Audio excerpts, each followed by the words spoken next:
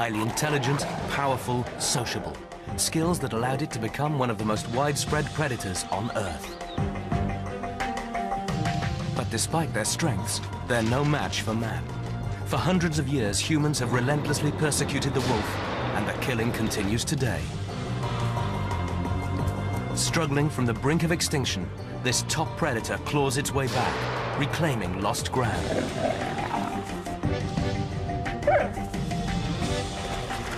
Thanks to the efforts of people, the wolf is once again conquering the world, and hopes are high for the return of the global wolf.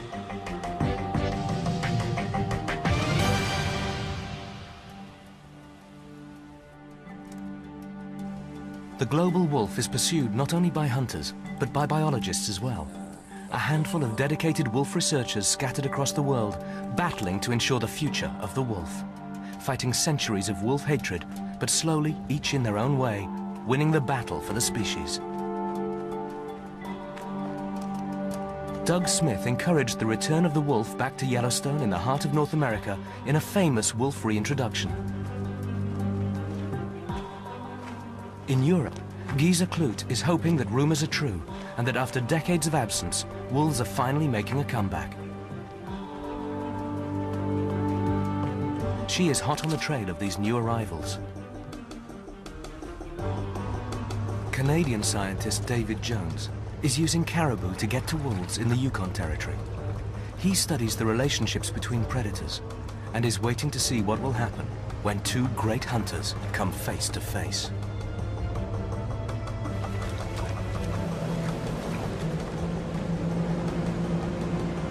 Vladimir Bologov is truly on the front line, saving wolves directly from the hunters' guns. In his native Russia, wolf hatred means he must work hard to ensure their future.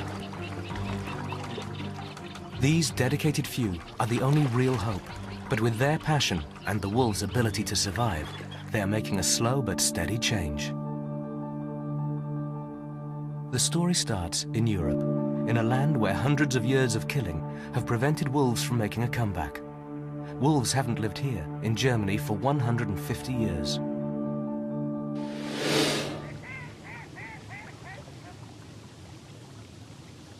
The western border between Germany and Poland, a border guard on night watch.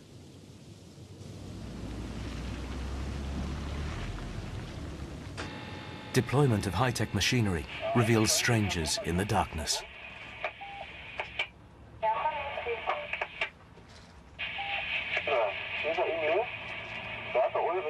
An intruder. Someone or something is invading the border. The infrared cameras reveal an animal, a canine, wolf-like head. It's dismissed as a dog.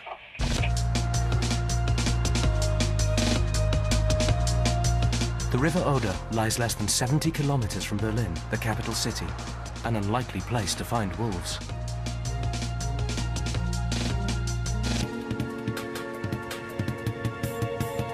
Not far from the capital, Gisa Kloot winds her way through the forest, but she's being watched. The attack. But there seem to be smiling faces on both sides. Gisa is a wolf biologist, and these captive animals are her friends. Wolves tend to be very friendly among themselves and to any people that they know, people that they like. They show unbelievable friendliness and exuberance.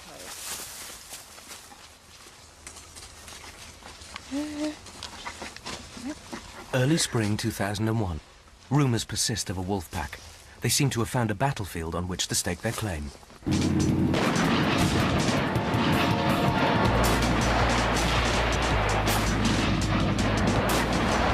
A military training area next to the Polish border. Wolf expert Gisa is called in to confirm or dismiss the stories. Years of fieldwork tracking wolves through the forests of Eastern Europe have primed her for this mission. But can she find them? If wolves did cross the border, they would be able to live here. They would find plenty to eat, and there are enough inaccessible areas where they could retreat. The area is populated, but not in such a way that it would cause any problems for the wolves.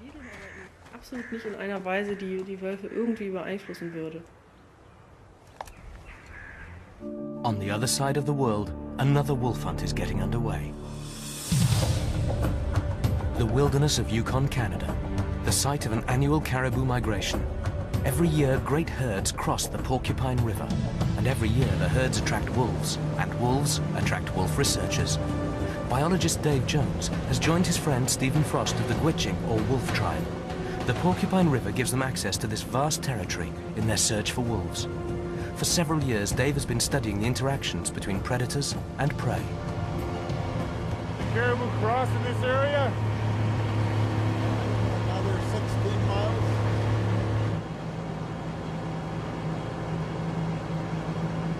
Stephen knows the trails of the caribou like the back of his hand.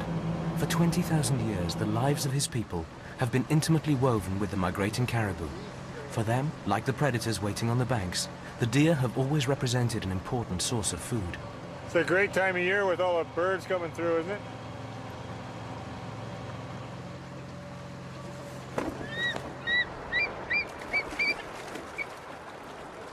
The Porcupine River snakes through prime wildlife habitat, from southeast to northwest, where it joins the Great Yukon. It's the end of May, and the migration is still underway, but so far, no sign of the herds. The men settle down for their first night, unaware that they were being watched. Although current estimates suggest 50 to 60,000 wolves inhabit Canada, they are very hard to see, reclusive, shy, and run quickly when spotted. Under the cover of darkness, they make their presence known. Like the men, the wolves are awaiting the migration. For Dave and Steve, it gives hope of things to come. After the lion, the wolf was the most successful and widespread carnivore in the world. During its 15 million year evolution, it was able to conquer almost all of the northern hemisphere, from the frozen tundra to the forests of Asia.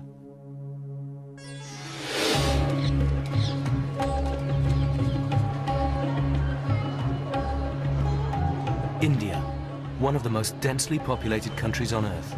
More than 1 billion people live here, almost 320 people per square kilometer. Yet despite the crowding and poverty, the people have maintained a special relationship with the wild. Some species are welcome to live alongside humans, such as the langurs, or holy monkeys, that thrive in the heart of the community.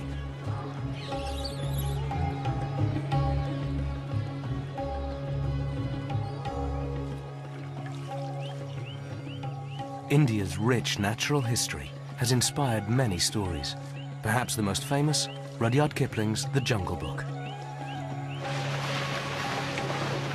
A favorite of children across the world, The Jungle Book tells of Mowgli, a boy befriended by the animals, an orphan abandoned in the forest, but adopted and reared by a pack of wolves.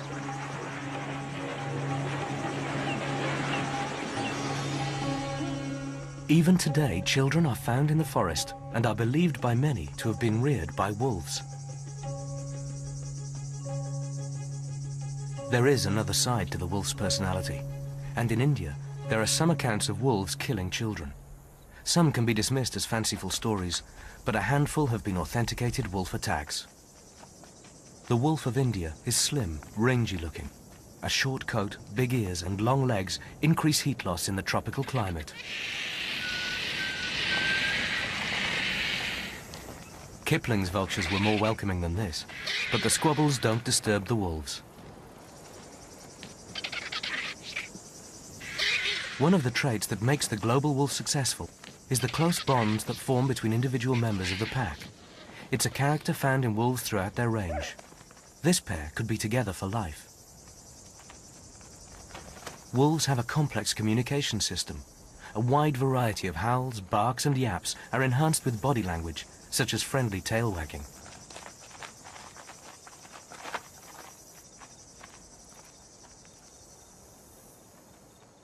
Because of the pressures of land loss, the wolves of India have become rare. Only 2,000 to 3,000 remain.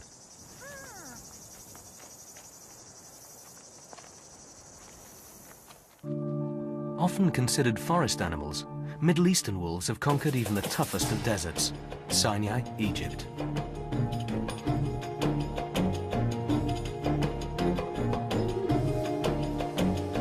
The desert appears a vast and barren moonscape, but life abounds.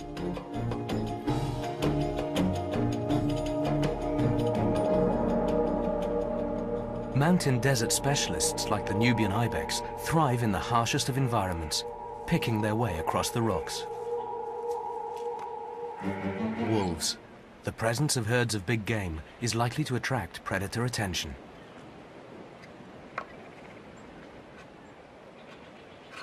By day, the plant eaters feed on the grass high in the mountains.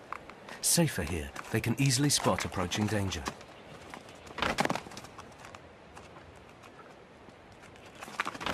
The males, hoping to attract females, show off their strength by clashing their enormous meter-long horns, while maintaining a foothold on the craggy slopes.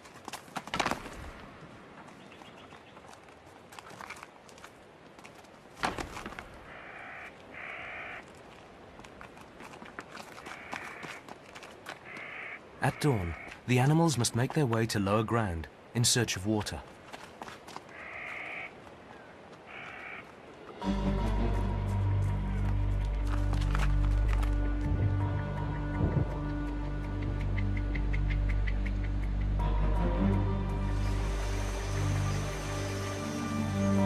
Small springs create an oasis where all animals can quench their thirst. The wolf knows that sooner or later all will be forced to drink, and when they do, she will be ready to greet them. All she has to do is wait.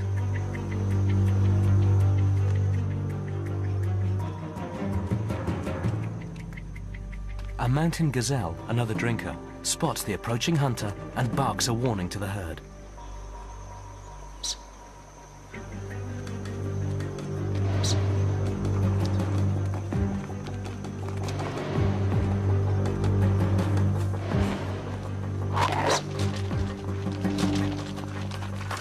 But for one youngster, it was too late. Part of the secret of the global wolf's success, to adapt to new situations and exploit every opportunity for an easy meal. Wolves have dominated the Israeli landscape for thousands of years. But 140,000 years ago, there was a big change. The first modern humans appeared in Eurasia. Wolves never conquered Africa, and so Israel is probably where these two top predators met for the first time.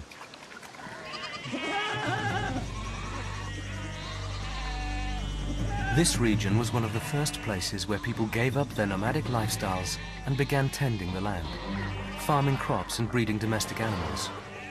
Here, for the first time, people had a real reason to hate the wolf.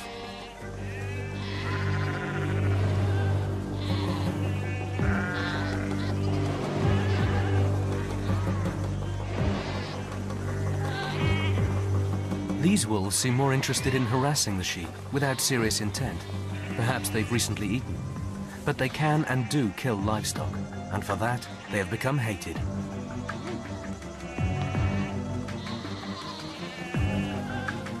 Even in biblical times, the wolf had become a symbol of evil. It marked the start of a great battle between humans and wolves that was to last for thousands of years. Back in Canada, Dave Jones and Stephen Frost continue their search. So far, no sign of caribou or wolves. Not a very big bear, was she? No, that's...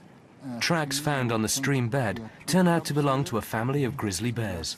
It's an exciting discovery, but their mission is to find wolves, so the journey continues. That's not a very big grizzly. No. Dave hopes his research will reveal more about the lives of wolves in this region and their relationship with other predators. They're known to feed on caribou and raise their pups during the caribou migration, maximizing opportunities to hunt. But he wants to discover whether they follow the herds or stay here year-round, and where they choose to rear their young.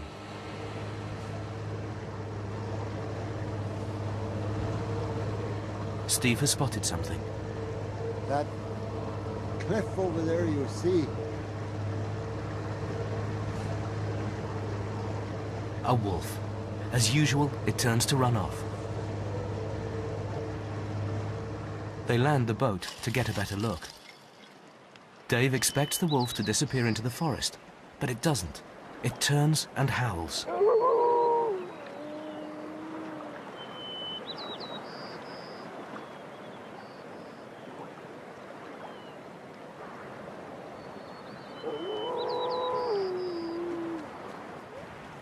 Then, to his amazement, it moves closer.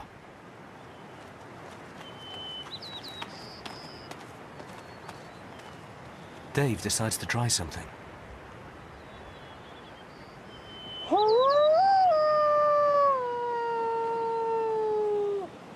And the wolf responds.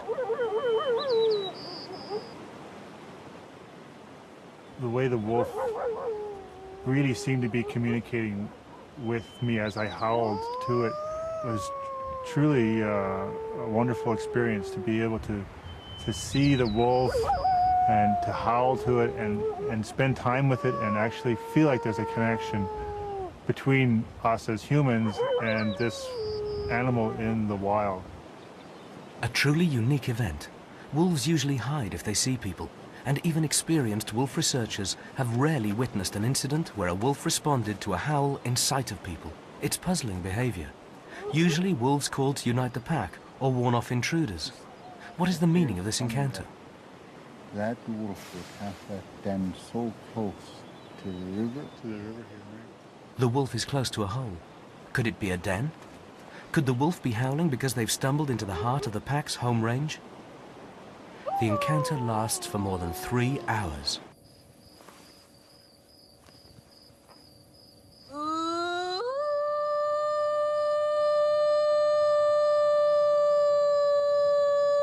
On the other side of the Atlantic, Giza is trying her hand at a bit of wolf calling, still hoping to find wolves on her home ground.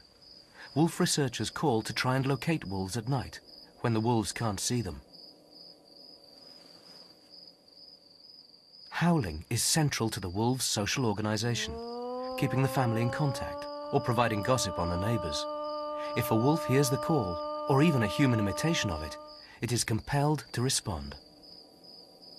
If there are wolves here, then they're certainly not as obliging as in Canada.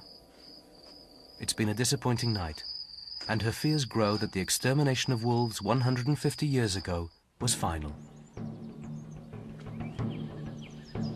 The demise of the wolf began way back in the Middle Ages. From the retreat of the last great ice age, much of Europe was covered in thick forest, which provided food and shelter for a variety of big game.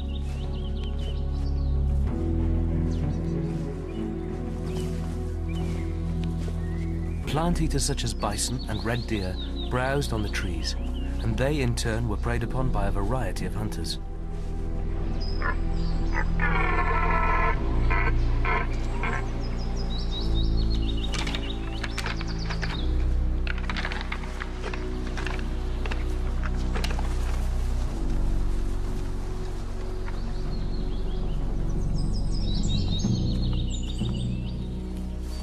Among the predators at the top of the food chain was the wolf and Neolithic man.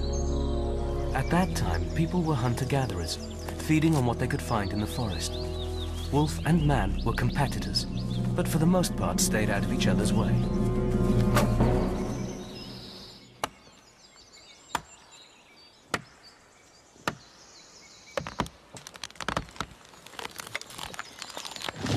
But things were to change. After the collapse of the Roman Empire in the 4th century, religion began to enforce ideas, and the wolf's reputation diminished.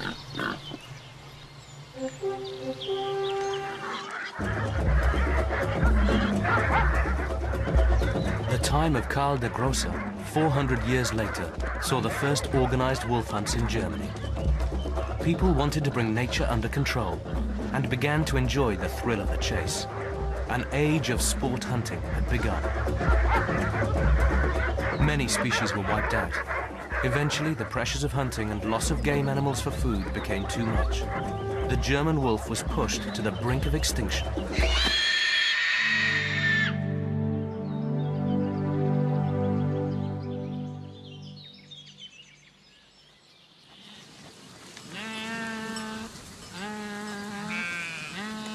The native landscape was converted to pasture, patrolled by farmers wanting to protect their livestock.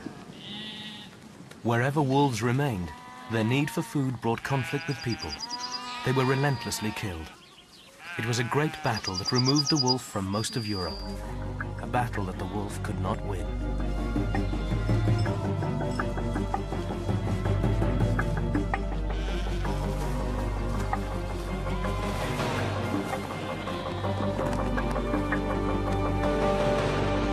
In more recent times, the hatred continued. In a typical example from 1948, a wolf was spotted in the fields of northern Germany, but it was far from welcomed. Watchtowers were quickly set up, and hunters waited day and night for the chance to kill it.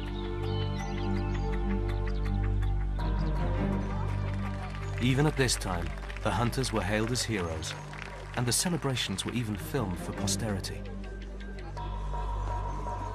Since then, wolves have tried to establish themselves in Germany, but every one has been shot before it could settle. It was the same story across the globe. Wherever wolves and people met, the wolf was attacked. The global wolf was reduced to a tiny fraction of its former population, and the hunt goes on. Russia, a vast wilderness, and the last great stronghold for the wolf. Most of the world's remaining wolves live here, around 35,000 animals.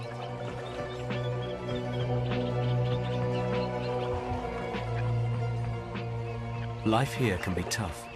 Vladimir Bologov is after wolves. But he's not the only one. In Vladimir's home, hunts like this happen almost every day. Strings of flags are set around wolf dens. The waving cloths create a psychological barrier that the wolves are afraid to cross.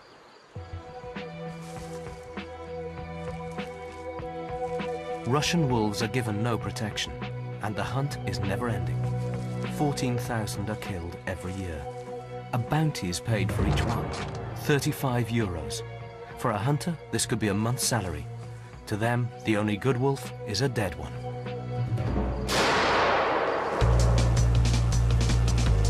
After the devastation of World War II, the Russian population had little time to hunt, a reprieve for wolves. Unfortunately, people saw the increase of wolves against their own impoverished state as a sign that the wolves were taking from them, fueling their hatred. The wolf became the enemy of the state.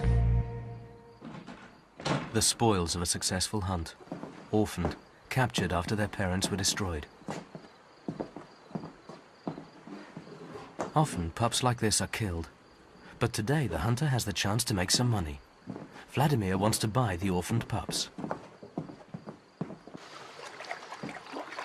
He takes the puppies to a remote island where there are no people. But there are wolves.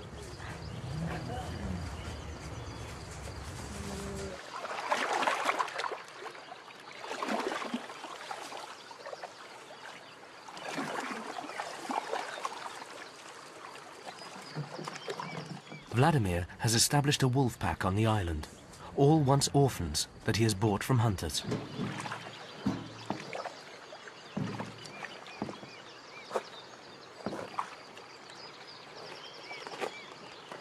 He unloads the frightened new arrivals. A tense time for everyone. Wolves do not always accept strangers into their pack.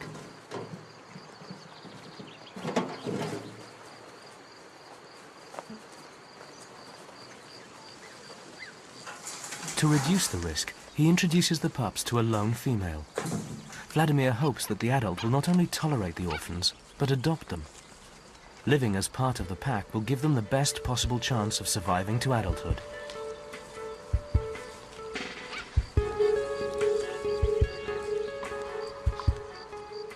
Later, the babies are introduced to the rest of the pack, and with their foster sibling by their side, they go unharmed.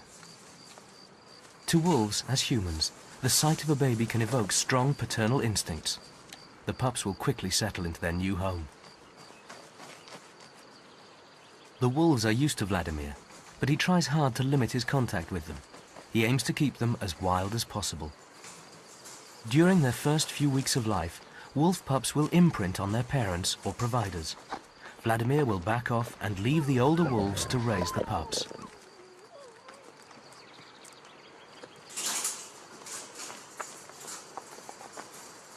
Once members of the island pack reach their first birthdays, it's time for Vladimir to return them to the wild.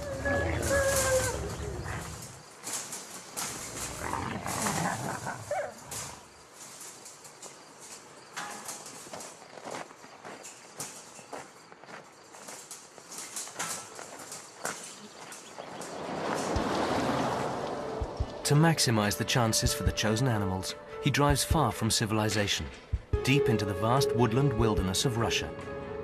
He must find a site with no people, livestock, or other wolves. Once in a suitable site, he hopes that the pair will breed and begin a pack of their own. Radio collars are used to enable Vladimir to monitor the released wolves. On the island, the wolves have caught some small prey animals themselves, but they must learn to hunt bigger game. He stays with them for several days, safeguarding his friends while they find their feet. But he will not feed them, knowing that eventually hunger will drive them to hunt for themselves.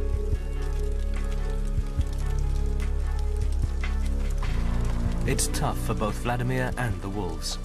He must say goodbye, and hopes that the release site is remote enough to keep hunters at bay, while the wolves must learn to adapt to life on their own, without their human guardian.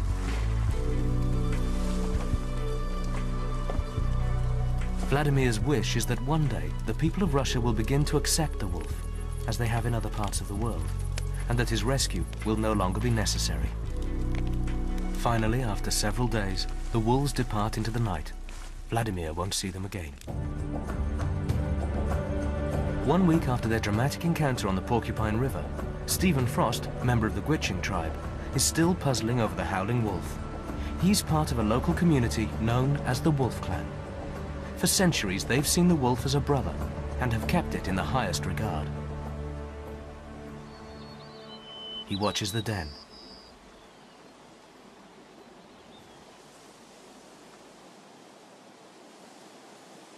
A white wolf. And like the first one, she doesn't show any fear.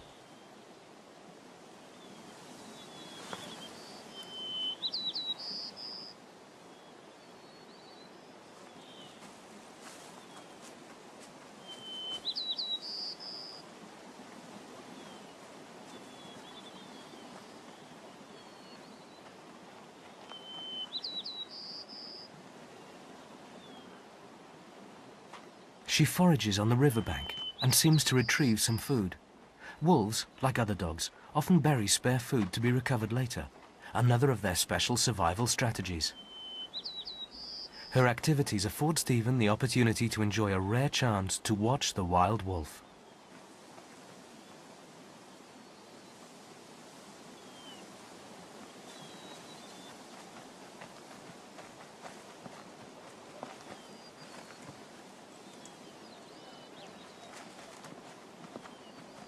She starts to heave. Stephen at once knows what this means. She's regurgitating food. She has pups. With such young puppies in her care, this wolf clearly isn't migrating. For the first few months, wolf pups stay in and around their den. They must be a resident pack, no doubt waiting, like Stephen and the scientist Dave Frost, for the caribou to arrive. For now, they dream of the dramas to come. Back in Germany, and a wolf mother and pups is something that Giza can only long for.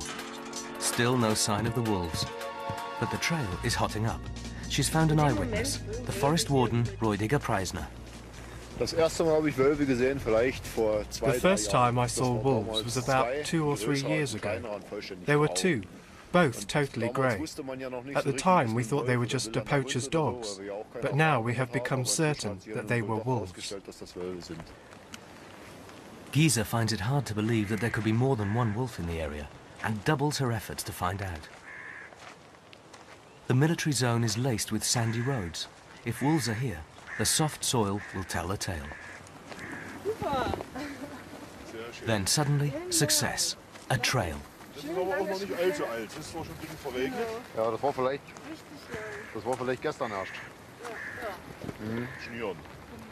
The tracker accompanying her asks if she is certain, but she's in no doubt.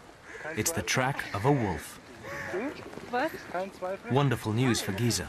It seems that the German wolf is back.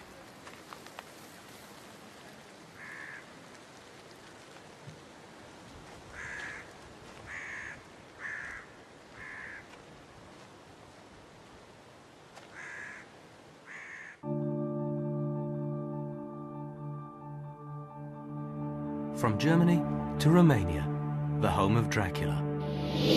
The origin of dark fairy tales of murderous beasts that roam through the night. The ancient forests of the Carpathian Mountains are largely unspoilt and home to most of the 3,000 or so wolves in Romania.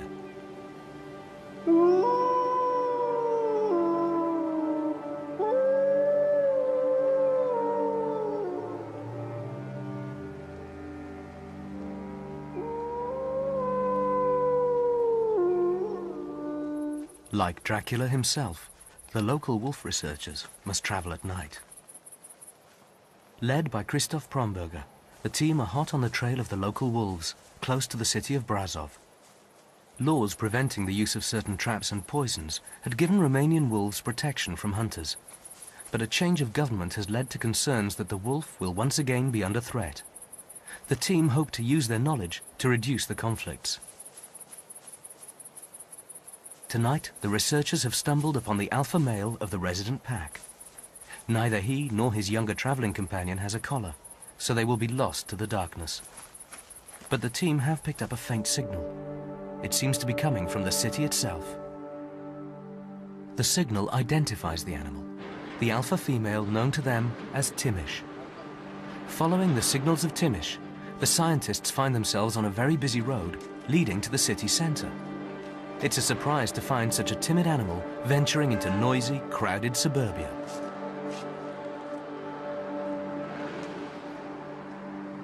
They spot the alpha male again.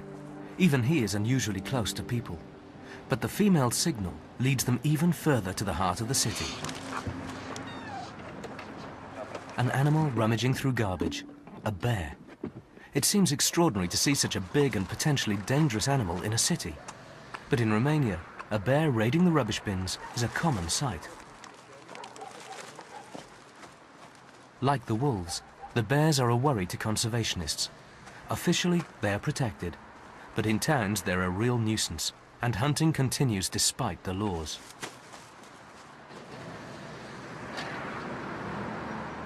The first signs of daylight. The hunt goes on. The city is just starting to come to life. People gather at the bus stop ready to head for work. A faint signal suggests that Timish is on the move. Suddenly, she appears, out in the open in broad daylight. She runs with confidence, as though she has traveled this path many times before.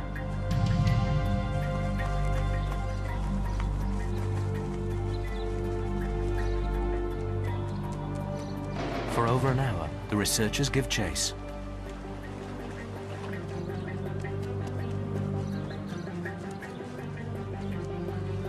The chase pays off. She has 8 pups. Life here obviously suits her. The den is just 2 kilometers from the heart of the city. There are 8 youngsters, an unusually large litter, evidence that a good living can be made close to human settlements.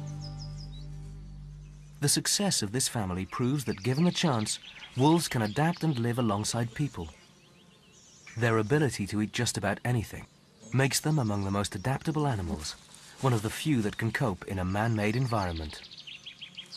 The alpha pair will rear the pups with help from other members of the pack. Those that reach maturity will someday set out to find new homes, perhaps conquering new ground. It was in this way that the species became the global wolf.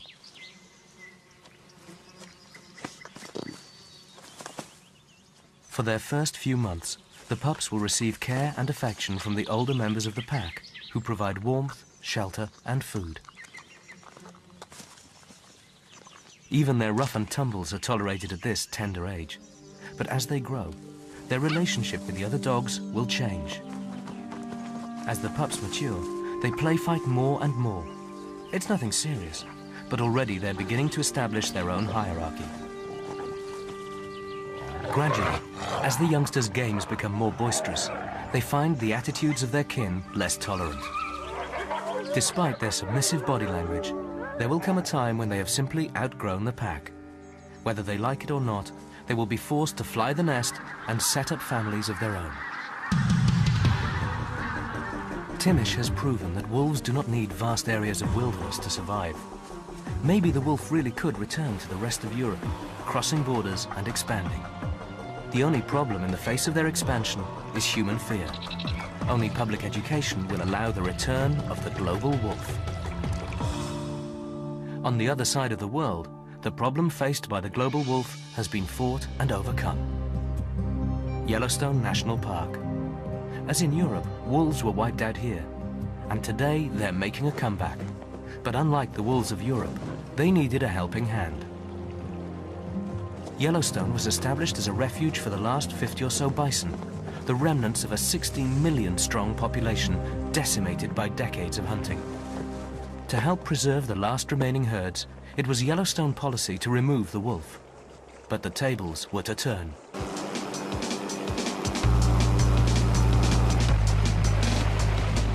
Winter 1995. Some 900 kilometers away, Canadian wolves are under attack.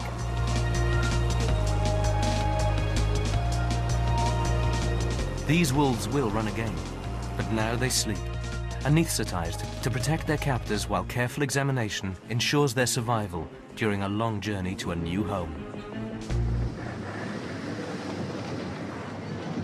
14 wolves caught in Canada were transported to Yellowstone in the United States to start the foundations of a new pack. After decades of absence, the wolf was back.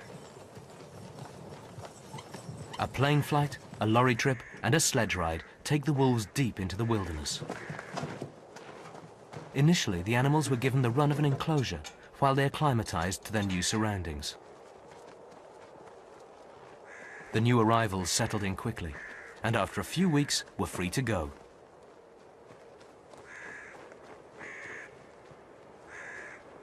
A black female was the first to leave, and nearly 10 years later, her son, wolf number 21, one of the first wolves to be born in the wild, is still the favorite of wolf biologist Doug Smith.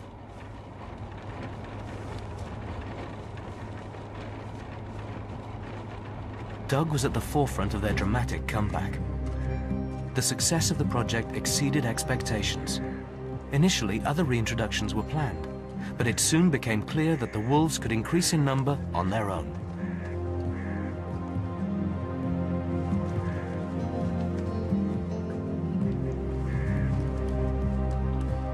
For Doug Smith, it was an opportunity to right some of the wrongs man had inflicted on the wolf.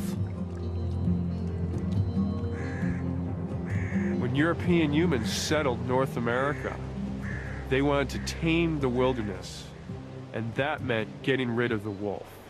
And I think that's sad, and I also think that that's unfair to treat other life forms that we share the planet with that way, because the goal was to kill every wolf. Resistance persists from some local farmers who opposed the reintroduction. They see the wolf as a threat to their livelihoods. It was anticipated that wolves would take some livestock. I'm sure they're going to kill a bunch of livestock. They're an animal of opportunity. 50% of the local community objected, but a vast majority of the national public were behind the scheme. Wolves became heroes of conservation.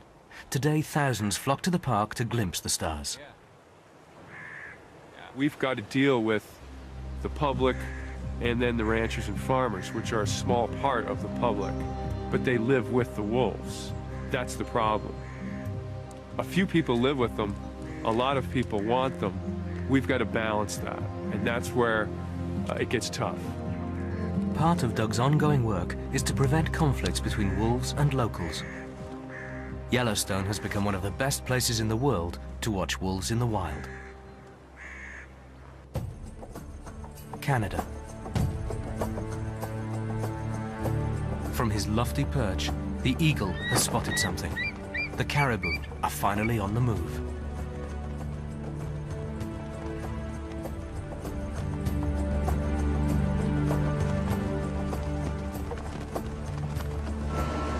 Dave and Stephen arrive just as the first wave begin to make their crossing.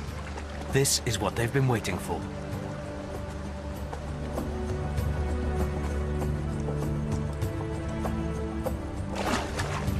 We were watching the interactions between the wolves and their closest competitor, the grizzly bears. And these two species, the wolves and the grizzly bears, both at times during the year are very dependent upon the caribou herd. Dave already knows well that, like the local people, the bears and wolves are dependent on the caribou herds, although they have a far lesser effect on caribou numbers. Of a population of around 130,000 caribou, around 10% are hunted by people, while only 3% are lost to wolves and bears. The predation doesn't threaten the herd's survival. Around 80,000 calves are born each year. The caribou follow a migration route established hundreds of years ago. Like the wildebeest of Kenya, they present an annual spectacle as they tackle every obstacle in their path. Even the strong currents and steep slopes don't halt their advances.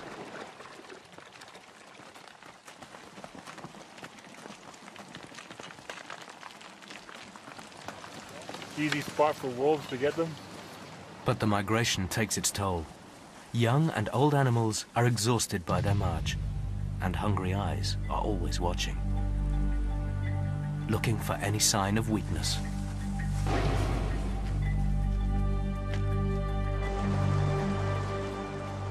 A group of stragglers are spotted in the shallows, and the wolves are quickly on the scene. It's the black wolf that makes the first move.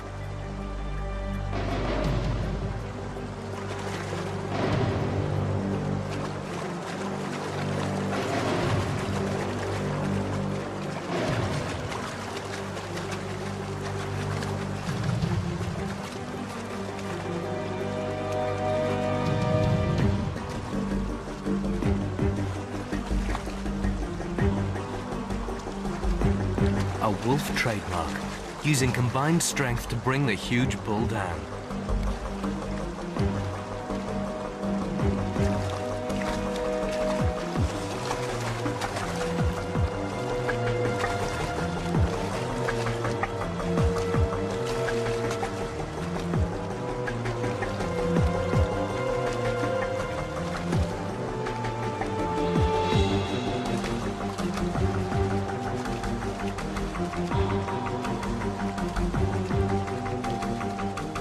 The caribou escaped, but there have been casualties on both sides.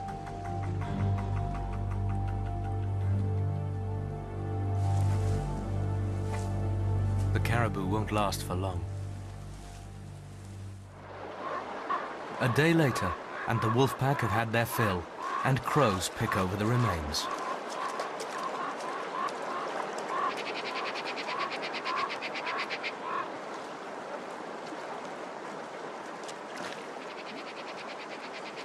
Now trouble appears on the scene.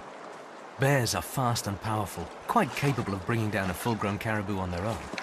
But it's much easier to steal from others. The grizzly may weigh 4 or 5 times as much as the wolf, so it doesn't have any trouble in laying claim to the meal. We watched how the bears and the wolves would interact during the feeding of the caribou. We were very interested to find out exactly how then that their habitat would overlap with the use by humans. So the third species in that mix. But the wolf doesn't go home empty-handed. Many wolf kills are lost to bears, but the advantages of pack hunting mean that the wolves can usually replace their meal.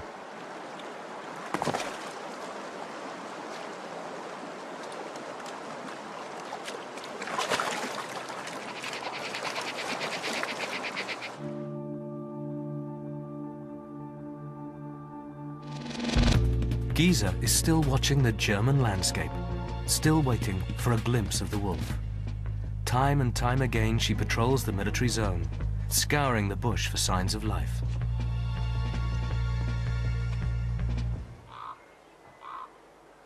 She regularly sees boar and deer. These are the favorite prey of wolves in other parts of Europe. Maybe they really could make a living here, settling to establish the first German pack in 150 years.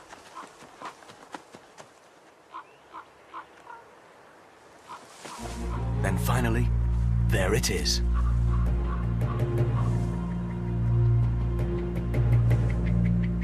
It's some way off, but she can see a wolf hunting a mouse in the long grass.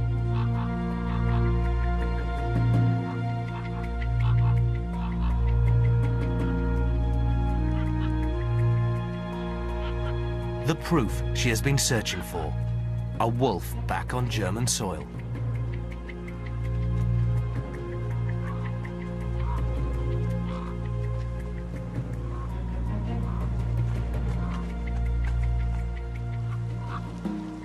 Giza is overwhelmed. It's so exciting for me. I've been to Estonia to study them, many miles away. And now they're right here in Germany. They live right here. They seem to have settled down, maybe rear their young. I found droppings and tracks. It's great. Further observations confirmed the pack had produced young of their own. The wolf was back. So it seems that the wolf is expanding its range. However, its future does lie in human hands. But there is a final twist in the tale of the global wolf. Wolves are everywhere, at least in one form.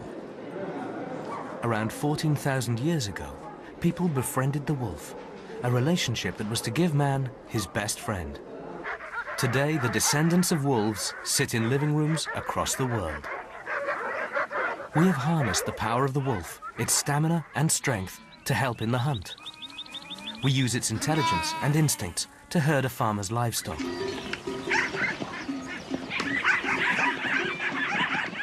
Wolves have even turned drug detective.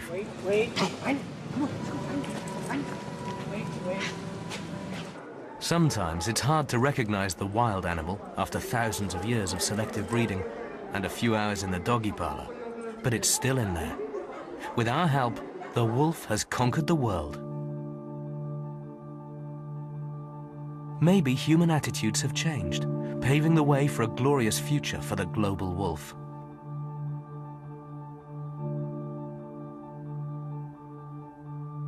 But without the few dedicated individuals and their passion for wolves, it would not have been possible. Their efforts to win public support for the wolf have been central to wolf reintroduction. That's what Doug Smith does, showing visitors to Yellowstone the role of the wolf in completing this ancient ecosystem.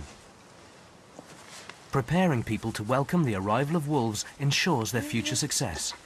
Giza Klut never tires of dispelling the myths surrounding the wolf.